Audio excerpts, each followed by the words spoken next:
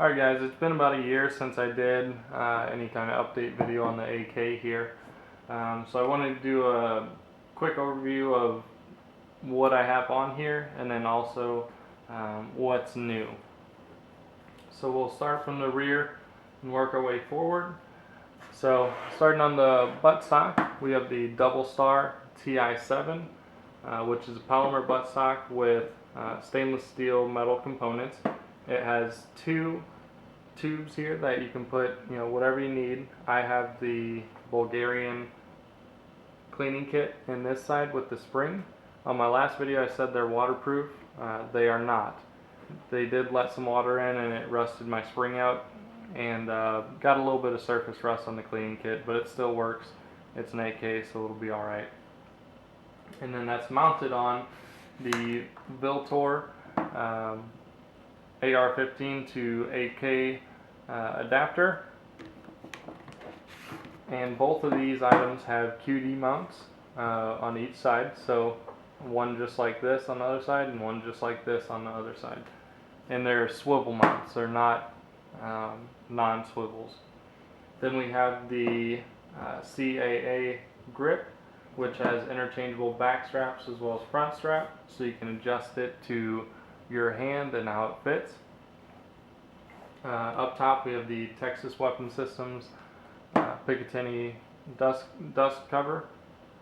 We have the Krebs Custom safety selector, which is not as useful as it used to be with the RCS, because it doesn't go all the way up when the RCS is back in its locked position. So I'll have to take out about 3/8 to 1/4 of an inch notch right there for it to work properly. But you still do have the index finger little paddle right there that you can use, so you don't have to take your hand off the grip. And that's one thing all the ergonomic modifications I did to this gun was so I could do as little effort as possible in reloads and just get to all the finger manipulations as quickly as possible. And then that brings us to the trigger, which is the Red Star Arms AK trigger. Definitely the best AK trigger that's out. It is by far the best. You can adjust for length of pull, you can adjust for over travel as well as poundage.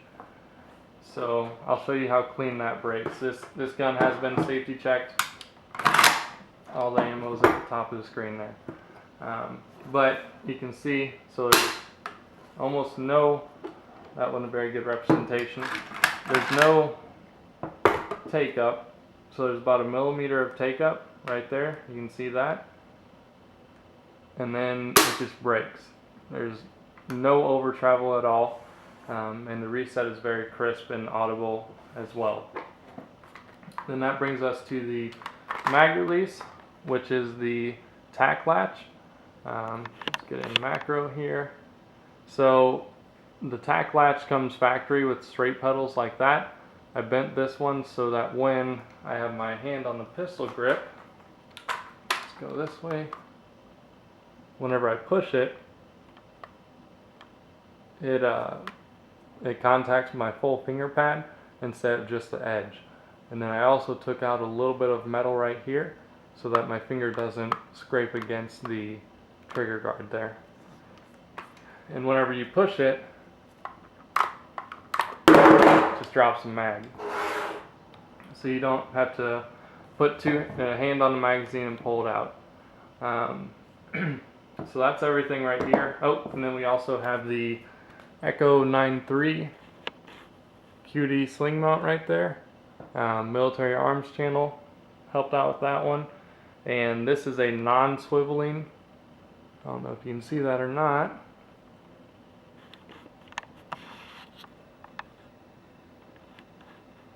Yeah, you can see those little ball detents in there. It is a non-swiveling mount. I haven't got a rail on the side. I still haven't decided if I want to do that or not. But I may or may not, because I have this rail up top. The only complaint I have about this AK-74 mount is that the corner right here digs into your knuckle on your thumb. So I'll probably have to do some filing and get that all figured out. So moving forward, we have the Ultimac long rail, which obviously is modified quite a bit for two reasons. The first one is weight savings, and the second one is because of this RCS here. Whenever you charged it, let's get a grip on it. Whenever you would charge it and release the bolt forward, your hand would hit the rail right here, and it actually cut me as well. So I've been cut by the rail and the trigger guard on this gun. So what I did is I took off about half of the rail because I'm not using it anyways, and I rounded off all the edges, and we can get some close-ups of that. So you can see I rounded all that off, including on the inside there, and flattened all that out and rounded that. And it's the same on both sides. So anything that is not functional on this gun is not here. So this is a 100% functionality gun. I don't care how it looks. Then we have the Magpul AFG and the factory flash hider. Or I'm sorry, compensator. So let's go ahead and start breaking it down, and we'll get into the internals of the Parabellum RCS. So with the Texas Weapon Systems rail, comes with a new guide rod there, and a bullet just fits right in there, 7.62 or 5.45. And what you can do is you can just push it, and it pushes down into the hole there. Then it just goes right up. It just goes right up, it pivots. Pull out the spring, and it pretty much from here just disassembles like your normal AK. So you'll pull the bolt carrier group out, and the first thing you're going to notice is the bushing on the piston here. So this is part of the RCS, and I'll show you how it works in just a second. So what this is a three-part bushing. This main piece right here goes from right here to here, where my fingernails are. And that piece slides over the end of the piston because it has a big enough inside diameter. And then these two pieces clamp on here and slide under this. And it's all held together with this little snap ring, which is a pain in the ass, and I never want to take it apart again. And the ring was also a little bit oversized, so some of it got cut off during firing, because it would actually rub against the inside of the front sight block. So that's that. The next part of the RCS we have is the gas tube. Same thing, just comes off like a standard AK. You just push up on the lever, hold out. And the internals of this are very simple and very smartly designed. So you can adjust for the length of the gas tube by turning this in or out, and it has a jam nut right here. So this is the actual piece that you adjust for length, and then jam nut. This piston pushes against the bushing on the bolt carrier group.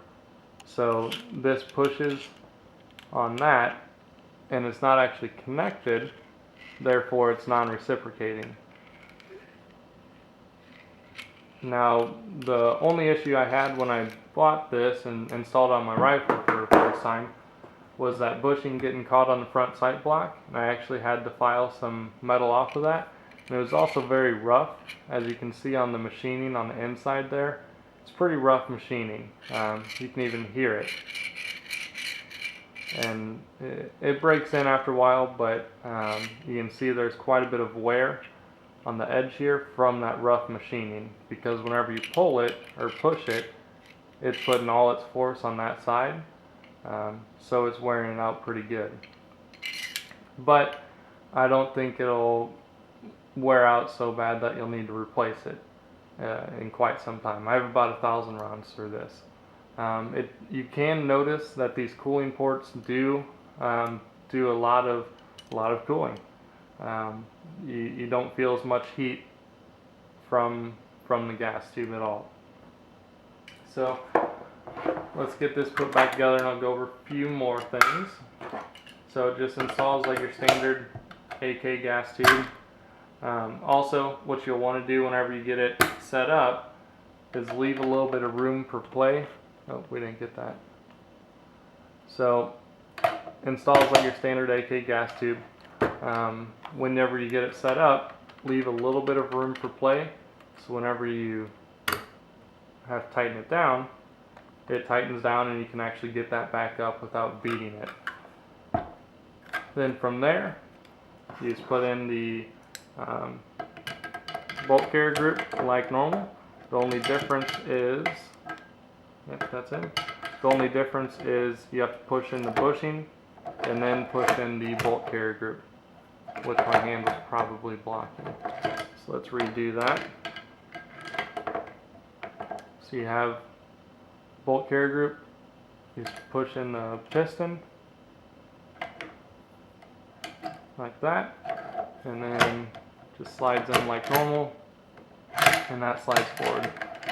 The other things I've done is on the bolt carrier group, I've done a little bit more filing on the bottom there. So those are normally pretty square, these edges right here. I rounded them off, and I also rounded off the hammer itself, which was also pretty square. This is the Red Star Arms hammer, and I rounded that off and profiled it so it's quite a bit smoother. And you can actually tell that, oops, whenever I go to push in the bolt carrier group here, you can actually see how smooth it is. So let's get that put back. So whenever we go to push in the bolt carrier group, like I said, you just push in the bushing, bolt carrier group back, slide that forward, and it's very smooth for an AK. Then you put in the spring, just like normal, and put on the cover. So that's really all I've done to it since our last video. Oh, and also the RCS's handle flips in and out as well.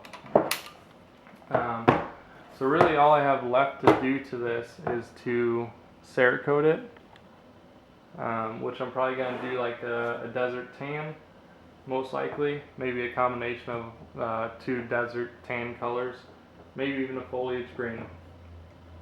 But other than that, it's done. It just needs Cerakoted.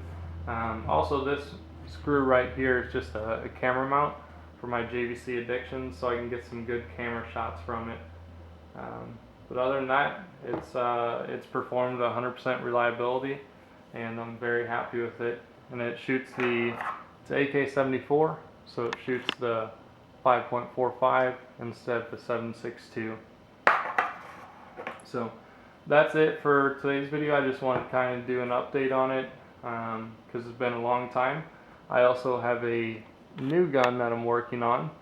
I'm going to be building a HK G3K, or having one built for me because I can't weld. So I'm going to be building a G3K.